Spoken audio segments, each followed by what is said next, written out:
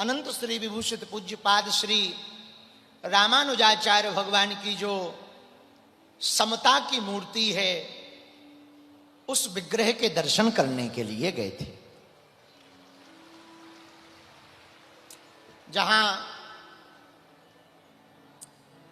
आद्य श्री रामानुजाचार्य भगवान दिव्य रूप में विराजमान हैं और वहां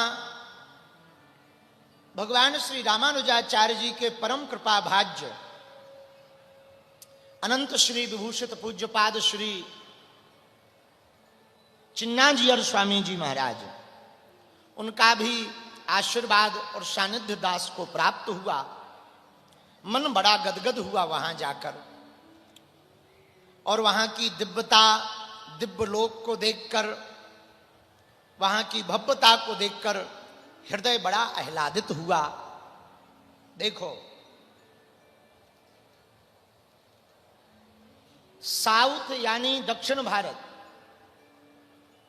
दक्षिण भारत भक्ति का क्षेत्र है। काय का क्षेत्र है? बोलो बोलो बोलो। उत्पन्ना द्राविणे, द्रविड़ देश में भक्ति उत्पन्न हुई। भक्ति का क्षेत्र दक्षिण है तो मुक्ति का क्षेत्र उत्तर भारत है।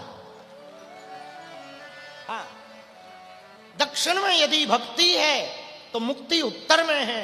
दक्षिण में भक्ति उत्पन्न हुई, स्वाभाविक यहां अद्भुत अद्भुत महापुरुष पूज्य श्री रामानुजाचार्य भगवान श्री रंगनाथम भगवान विराजमान है।